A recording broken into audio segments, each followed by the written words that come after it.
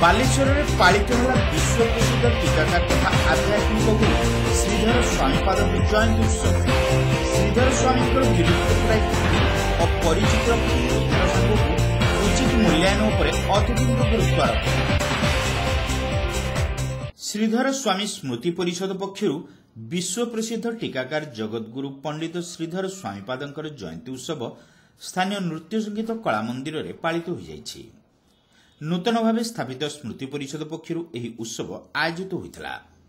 स्मृति परिषदर सभापति अवसरप्राप्त बैंक अधिकारी प्रताप चंद्र नायक अध्यक्षता करने सहित श्रीधर स्वामीपादंक जीवनादर्श और आध्यात्मिक समाज प्रति तांकर अवदान संपर्क में आलोकपात करथिले। स्वप्नरे कहचंती तम घर के पहुंचा से तो आप पाइले कि तुम घर जगन्नाथ महाप्रभु रास्ता कर देले और जगन्नाथ महाप्रभु ताको कहचंती कि तू जीवो श्रीधर स्वामी टीका लेके तू ताको कहिबो से संसार ताकर काज से बढ़िबो से भागवत लेखिबो टीका लेखिबो श्रीधर स्वामी को टीका जगन्नाथ स्वप्नादेश लोक देचंती मिश्र जगदीश मिश्र से लेके 1500 किलोमीटर जाइछते नदी नाल पारिगिरी ब्रह्मपुत्र पारि गंगा में जाइछते। वो सब आश्चर्य ये जो श्रीधर स्वामी से मुझे मन बड़ा कथा कहूने शंकरदेव जीवन जे लिखिं से बही मो पाखे अच्छे लेखाई विषय गले जाए पहुंचे श्रीधर स्वामी निजे आंक द्वारा वर्णित होती शंकरदेव साहित्य श्रीधर स्वामी विषय लिखाई आमर केमती चैतन्य देव लिखिं श्रीधर स्वामी द्वारा से अनुप्राणित जगन्नाथ जी भागवत क्लिष्ट संस्कृत को परिचय टीका बोधगम्य जगन्नाथ दास लेखिका महादेव सब परिषदर उपदेष्टा डॉक्टर प्रहलाद चंद्र महांती श्रीधर स्वामीपादंकर विलुप्तप्राय कृति और परिचितिर पुनरुद्धार करी तांकु लोकलोचन को आनिबा पई प्रचेष्टा एही परिषदर मूल लक्ष्य बोली प्रकाश करथिले।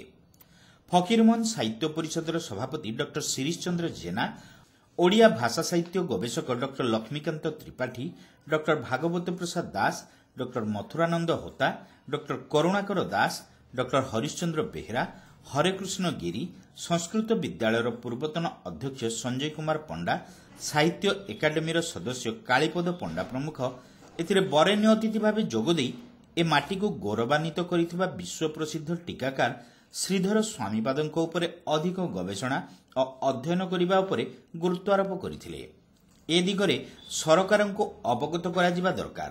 टीकाकारंक आदर्श संपर्क में उत्तर पीढ़ी को जोड़िबा सहित तांकु उचित मूल्यांकन करा जिबार आवश्यकता रहिथिबा बेले एनै सबु महलरु उद्यम लोड़ा बोली अतिथि माने मत प्रकाश करथिले। एवं आमे ताकु विश्वास करू किंतु तांको रचना भितरे कोठी एक कथा उल्लेख हेई नै जे से माघ सप्तमी तिथि जन्मग्रहण करथिले। द्वितीय कथाटी होची 1400 शताब्दी पाखापाखि समय सी जन्मी गोटे ब्राह्मण वैष्णव परिवार में मयूर ग्राम जहाँकि मरई गाँ नाम विदित वर्तमान एवं से मरई गाँव गोटे ब्राह्मण वैष्णव परिवार जन्मग्रहण करती से क्षीरोचरा मंदिर से प्रतिष्ठा होता।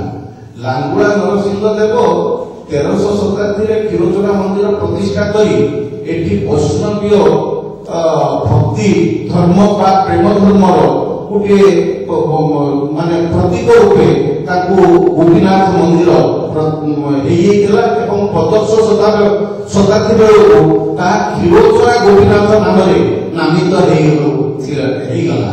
विभिन्न संगठन पक्षरु उमाकांत महापात्र, शुभंकर महापात्र, निरंजन परिड़ा, गोपीनाथ महाराणा, डॉक्टर प्रदीप भौमिक, डॉक्टर रमेश चंद्र मिश्र, विप्लव कुमार महांती, गोपाल चंद्र जेना, अरुणा राय, मीना सेठी, ज्योत्स्ना राय, उदय रंजन दास, सचिंद्र दास, विजय कुमार दास अधिकारी प्रमुख जोगदे वक्तव्य प्रदान करथिले।